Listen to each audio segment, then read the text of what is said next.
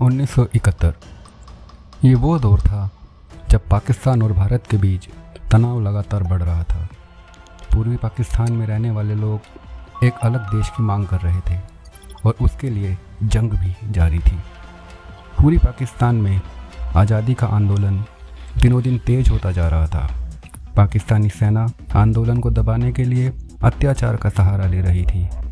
गिरफ्तारी और अत्याचार से बचने के लिए बड़ी संख्या में लोग भागकर भारत आ गए। भारत में शरणार्थी संकट धीरे धीरे बढ़ने लगा, जिसके बाद भारत पर पाकिस्तान के खिलाफ कार्यवाही करने का दबाव बढ़ने लगा।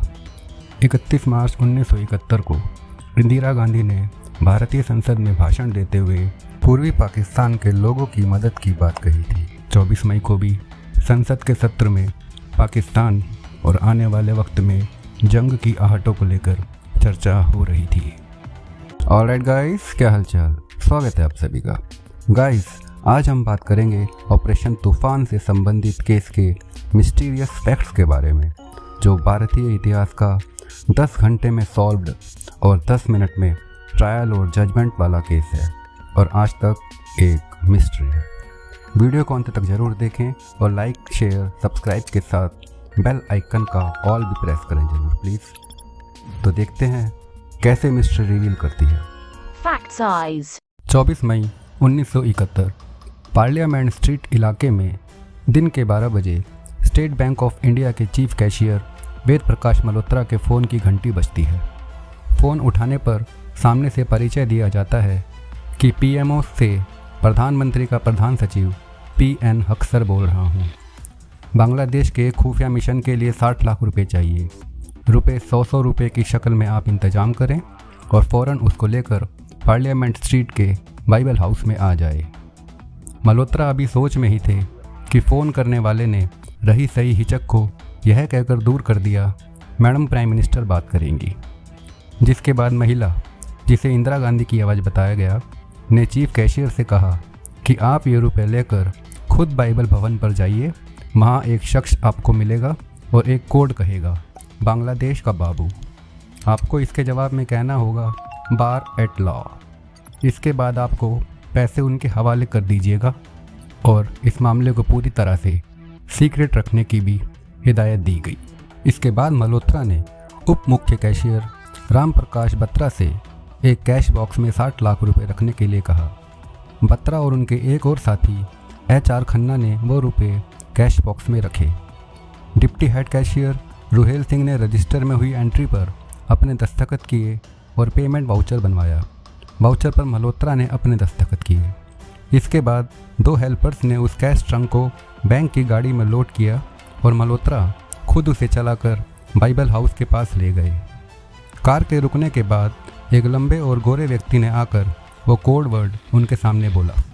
फिर वो व्यक्ति बैंक की कार में ही बैठ गया और मल्होत्रा और वो सरदार पटेल मार्ग और पंचशील मार्ग के टैक्सी स्टैंड पर पहुंचे।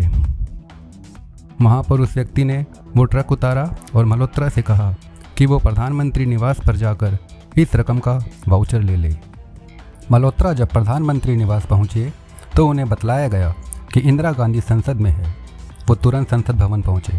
वहाँ उनकी मुलाकात इंदिरा गांधी से तो नहीं हुई, लेकिन प्रधानमंत्री के प्रधान सचिव परमेश्वर नारायण हक्सर उनसे ज़रूर मिले।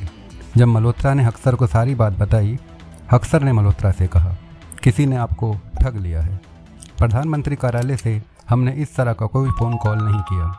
आप तुरंत पुलिस स्टेशन जाइए और इसकी रिपोर्ट करिए। ये सुनकर मल्होत्रा के पैरों तले ज़मीन निकल गई। इस बीच बैंक के deputy head cashier Ruhel Singh को जब काफ़ी देर तक वाउचर नहीं मिले और मल्होत्रा भी वापस नहीं लौटे, तो उन्होंने इस मामले की रिपोर्ट अपने उच्च अधिकारियों से कर दी।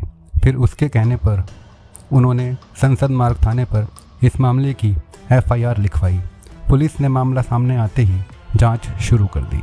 रात के करीब 10 बजे के आसपास दिल्ली गेट के पास पारसी धर्मशाला से एक शख्स रुस्तम सोराब नागरवाला को गिरफ्तार किया गया और डिफेंस कॉलोनी में उसके एक मित्र के घर से 59,95,000 रुपये बरामद कर लिए।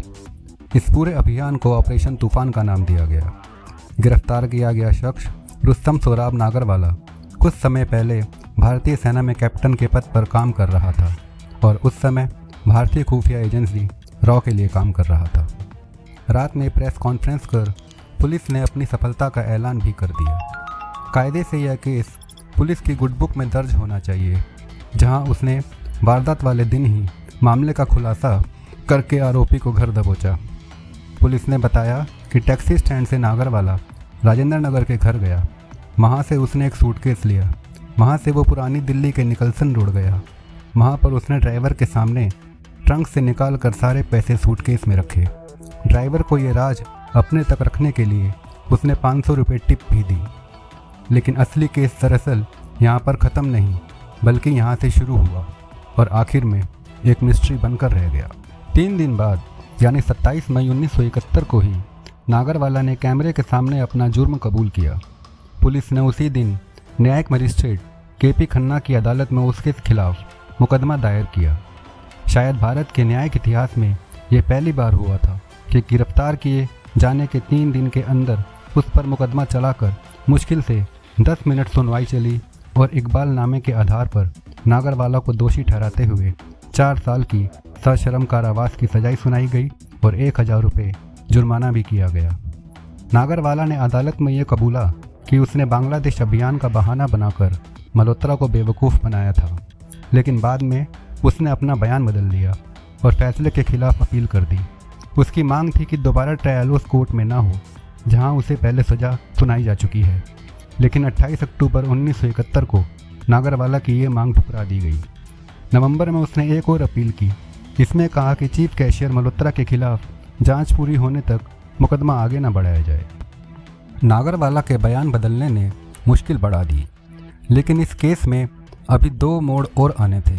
इस केस में एक मोड़ तब आया जब 20 नवंबर 1971 को इस केस की तफ्तीश करने वाले ASP DK कश्यप की एक सड़क दुर्घटना में रहस्यमय तरीके से मौत हो गई। वो उस समय अपने हनीमून के लिए जा रहे थे। इस बीच नागरवाला ने मशहूर साप्ताहिक अखबार करंट के संपादक DF कराका को पत्र लिखकर कहा कि वो उन्हें इंटरव्यू देना चाहते हैं। कराका की तबीयत खराब हो गई, इसलिए उन्होंने अपने असिस्टेंट को इंटरव्यू लेने भेजा, लेकिन नागरवाला ने उसे इंटरव्यू देने से इनकार कर दिया। दूसरा बंद मोड़ था फरवरी 2 मार्च 1972 का। खराब तबीयत के चलते नागरवाला को तिहाड़ जेल के अस्पताल में भर्ती किया गया। वहाँ से उसे 21 फरवरी को GV पंत अस्पताल में लाया गया, जहाँ 2 मार्च को उसकी तबीयत और ख़राब हो गई और 2:15 पर दिल का दौरा पड़ने से नागरवाला का देहांत हो गया। उस दिन उसकी 51वीं सालगिरह थी। इसके साथ ही केस से जुड़ी 2 अहम कड़ियाँ मिट गई, लेकिन इस घटना की तह तक कोई नहीं पहुंच पाया। इस पूरे प्रकरण से इंदिरा गांधी की बहुत बदनामी हुई थी। 1977 में जब जनता पार्टी की सरकार सत्ता में आई तो उसने नागरवाला की मौत की परिस्थितियों की जांच के आदेश दिए। इसके लिए जगमोहन रेड्डी आयोग बनाया गया, लेकिन इस जांच में भी कुछ नया निकलकर सामने नहीं आया और नागरवाला की मौत में कुछ भी असामान्य नहीं पाया गया। बाद में अखबारों में इस तरह की अपुष्ट खबरें छपी कि ये पैसा रॉ के कहने पर बांग्लादेश ऑपरेशन के लिए निकलवाया गया था। इस संबंध में रॉ के पूर्व प्रमुख रामनाथ काव ने इस बात का जोरदार खंडन किया था कि ना रॉ का इस केस से कोई लेना देना था, ना रॉ का स्टेट बैंक में कोई गुप्त खाता था। इंदिरा गांधी की मौत के 2 साल बाद हिंदुस्तान टाइम्स में यह आरोप लगाया गया था कि नागरवाला रॉ नहीं बल्कि CIA के लिए काम करता था और इस पूरे प्रकरण का मुख्य उद्देश्य इंदिरा गांधी को बदनाम करना था, खासतौर से उस समय जब उनकी बांग्लादेश नीति अमेरिकन निक्सन प्रशासन को बहुत नागवार लग रही थी। तब अमेरिकी राष्ट्रपति रिचर्ड निक्सन पाकिस्तान के साथ खड़े थे। भारत की प्रधानमंत्री को बदनाम करने के लिए पूरी साजिश रची गई, लेकिन इस आरोप के समर्थन में कोई साक्ष्य नहीं पेश किए गए थे। 5 दशक बीत गए, लेकिन नागरवाला केस अब भी एक रहस्य बना हुआ है। कुछ ऐसे सवाल थे जिनके जवाब सामने नहीं आ रहे थे। मसलन, क्या नागरवाला की प्रधानमंत्री की आवाज़ की नकल करने की हिम्मत पड़ती अगर उनको ताकतवर लोगों का समर्थन नहीं होता? क्या इससे पहले भी कभी प्रधानमंत्री ने मल्होत्रा से बात की थी? अगर नहीं, तो उसने इंदिरा गांधी की आवाज़ कैसे पहचानी? मल्होत्रा ने PM हाउस के महज एक फ़ोन कॉल के चलते बैंक से इतनी बड़ी रकम क्यों निकाली? क्या बैंक का कैशियर सिर्फ जवानी आदेश पर बैंक से इतनी बड़ी रकम निकाल सकता था? अगर इस तरह का भुगतान करना भी था तो बैंक के मैनेजर से संपर्क स्थापित ना कर चीफ कैशियर से क्यों संपर्क किया गया? एक बैंक के कैशियर ने बिना किसी दस्तावेज के इतनी बड़ी रकम किसी अनजान शख्स के हवाले कैसे कर दी थी? क्या स्टेट बैंक को बिना चेक और वाउचर इतनी बड़ी रकम देने का अधिकार मिला हुआ था? और सबसे बड़ी बात, ये पैसा किसका था?